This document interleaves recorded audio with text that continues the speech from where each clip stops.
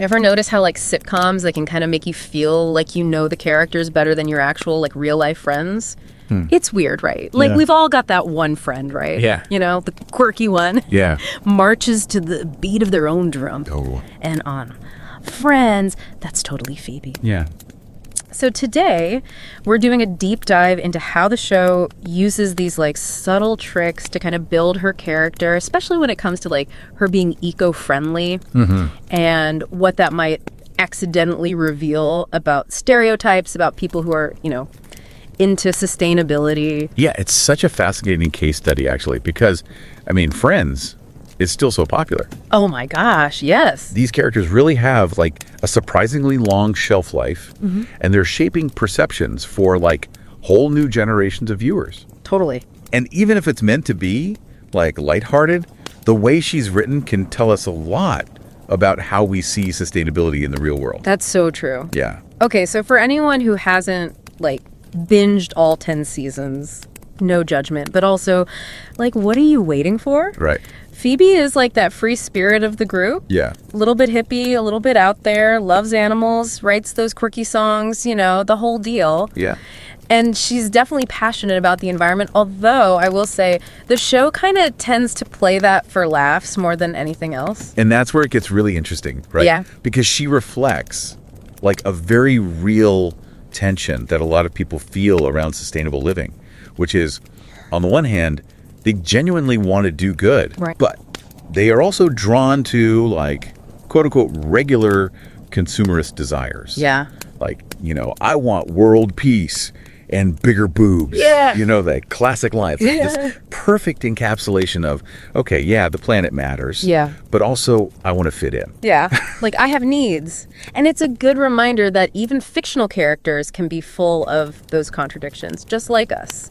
But before we kind of go too deep into, like, analyzing everything, Yeah. how exactly does a show like Friends get us to get a character in the first place? Like, how do they do that? Yeah, like, what's... Well, one of the things that they do, Yeah. one of the key tools is repetition. Okay. Though it's often way more subtle than I think any of us realize. Interesting. Like, academics who actually study television break this down into different levels. Oh, get ready to geek out with me for a second, because I love this kind of stuff. Okay, let's do it. It's like we're uncovering the secret code of, like, sitcom writing. Exactly. Yeah. It's true. Think of it like building a house, right? Right. First, you've got the foundation, the basic structure. Okay. And researchers call this reproduction. Okay. It's these core traits, right, that get repeated over and over to establish, like, this is who this character is. Right. So with Phoebe, it's constantly mentioning that she's a vegetarian, although we really get into, like, the why behind it. Right, right. Which is interesting. Okay, so that's the foundation. Yeah. Then what? Like, how do you build the walls? How do you make it interesting? Right, so then you're layering. So you start to see how those, like, basic traits then connect to other aspects of who they are. Okay. So for Phoebe, her vegetarianism is often linked to her, like, quirky, sometimes outlandish beliefs. Right. Remember when she was convinced that her dad was, like, worshipped in Burma for being a tree surgeon? Oh, classic Phoebe. So even though it's played for laughs, it's connecting her eco-friendliness to, like, being a little out of touch with reality, which is fascinating. Exactly. Yeah. It adds complexity. But then there's another level to this, which is the evolution of those traits over time, which can sometimes even contradict earlier portrayals. Okay, so this is where we start adding the furniture and, like, the personal touches that make the house feel lived in. Tell me more about how that works with Phoebe. Okay, so think about her relationship with consumerism. Early on, she is very anti-mass production. Right. You know, like, remember how horrified she was when Rachel buys all that Pottery Barn furniture? Right. It's all mass produced. It's all, yeah.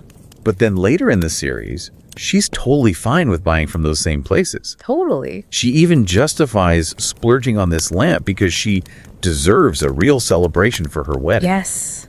Right. And that shift, even in, like, a sitcom, Yeah. speaks to how our values can evolve or how we navigate those moral dilemmas we were talking about earlier. For sure. So we've got the foundation of Phoebe's like eco-consciousness, Yes. the layering that connects it to her, quirks, Yes. and the evolution that shows how her views on things like consumerism can change over time. But this is where it feels like there's something deeper going on, right? Yeah. Like maybe Friends is accidentally saying something about how we view sustainability as a whole. You hit the nail on the head. Oh, we should dive into that. Yes. What's so fascinating here is how these layers of repetition, those seemingly throwaway jokes, Yeah. they contribute to some really powerful stereotypes, Interesting. especially around sustainable living Okay. and what effect those stereotypes could have on viewers, Yeah. even if they aren't aware of it. Okay, I am so ready to unpack that. Okay. But first, we need to take a quick break. Okay. We'll be right back to explore how Friends might be subtly shaping our perceptions of sustainability, even if it's just trying to make us laugh. Okay, so we've been like really digging into how Friends uses repetition to build Phoebe's character. Yeah. Especially around like her eco-friendly side. But now I'm kind of curious, how does that tie into stereotypes about sustainable living? Yeah. Because like, let's be real, Friends is going for like the laughs. Right. Not trying to start like a whole social movement or something. Totally. But that's the thing, right? Even if it's unintentional, the show often presents sustainable consumers as well, a little outside the norm. Okay. Not bad necessarily. Yeah. But definitely different. Interesting. And the way that that difference is played out can be kind of revealing. Okay, so how does Friends make like those who are eco-conscious seem like outsiders? We'll take all the jokes about how difficult Phoebe is at group dinners because she's vegetarian. Like, remember when Monica is stressing about making Thanksgiving dinner and she's like, just as long as Phoebe gets her peas and onions. Or when Joey throws a complete fit because Monica suggests like not even making a turkey at all because of Phoebe. Right. It's like completely unfathomable to him. Exactly. Those scenes, they make it seem like choosing sustainable options requires so much extra effort. Yeah. Like it's disruptive. Yeah. And it kind of subtly positions Phoebe, and by extension, anyone who's eco-conscious as like a burden. So it's not just what Phoebe is doing, it's how other people react to it. Yes. That adds to that stereotype. 100%. And it's like the outsider identity almost becomes contagious. Oh, interesting. Like, remember when Rachel's dad finds out that Phoebe doesn't eat meat and he makes that ridiculous comment, "I'll never understand you lesbians"? Ugh. Yeah, I had forgotten about that one. Yeah. Talk about missing the mark on like so many levels. So many levels. But it also shows how the show links vegetarianism to other like outsider groups. Right. Even if it's supposed to be like a joke. Right. And since Phoebe is already established as like the quirky one, it sort of reinforces that connection. Exactly. And here's where it gets even more interesting because it's played for laughs. Yeah. The audience is less likely to challenge those underlying assumptions. Right. It's just a joke, lighten up. Yeah. But those jokes repeated over 10 seasons build up a certain image. It's like we're laughing at the stereotype, not realizing how it might be subtly affecting how we see things in the real world. Right. Wow, I never even thought about it like that before. It's like stealth messaging almost. Totally. And this isn't just about Phoebe's vegetarianism. Right. It also comes up in her evolving relationship with consumerism, Yeah. especially in those later seasons. Okay. The show might even be suggesting that to become more normal, you have to abandon those sustainable values.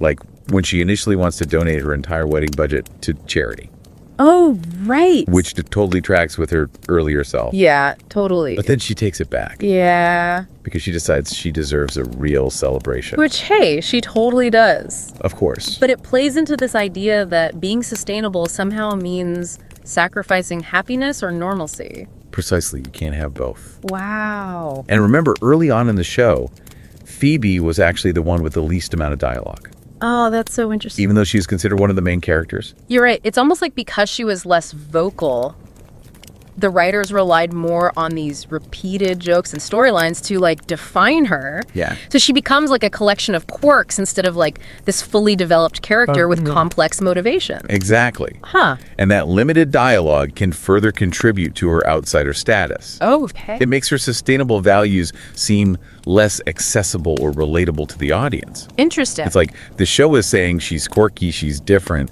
And we're not always going to delve into the why behind your choices. Wow. Okay, so we've gone from like sitcom secrets to like hidden messages about sustainability. Right. This deep dive is blowing my mind a little bit. It's a lot to think about. But before we get totally lost in like the Friends vortex, let's take a moment to unpack what this all means. Because we've covered a lot of ground here. We have. So much ground. Okay, so we've uncovered like some pretty interesting stuff about Phoebe and Friends and the, you know, subtle messages about sustainability in the show. Yeah. And it's kind of wild to think that something as simple as like a repeated joke could actually like shape how we view like entire groups of people, even unintentionally. It's true. Yeah. Stories, even comedic ones, right? Like they have this ripple effect. Right. And for a show as popular and enduring as Friends, those ripples can be felt for years. Totally. So like, what do we do with this information? I mean, I still love Friends, but now I'm like seeing it through this like whole new lens. I think that's the first step, right? Okay. Yeah. Awareness. Like the next time you're watching a show, pay attention to how, like, those throwaway jokes or those recurring storylines about a character's quirks might be feeding into those larger stereotypes, especially around things like sustainability. Yeah, it's like this hidden layer of meaning that's like so easy to miss when you're like caught up in the humor and you're like, ha ha ha, moving on. Totally. And it makes you wonder, like, if Friends were being made today with all the conversations we're having now about like representation and social responsibility, like how would they portray her passion for the environment differently? Yeah, that's a great question.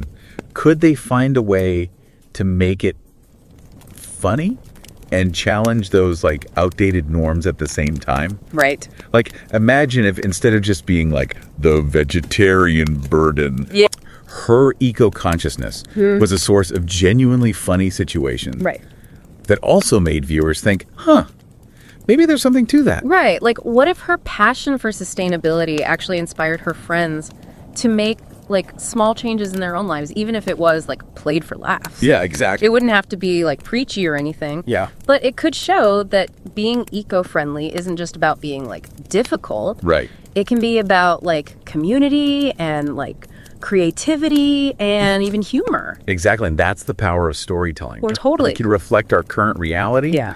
But it can also help us imagine different, maybe even better ways of being. Right. So, yeah, the next time you're, on a Friends marathon, don't just laugh at the jokes.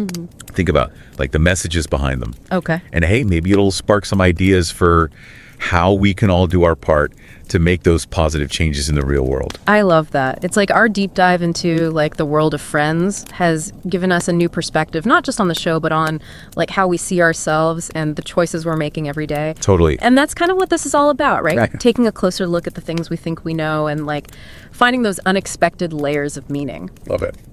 Well, thanks for taking this deep dive with me, and a huge thanks to all of you for listening.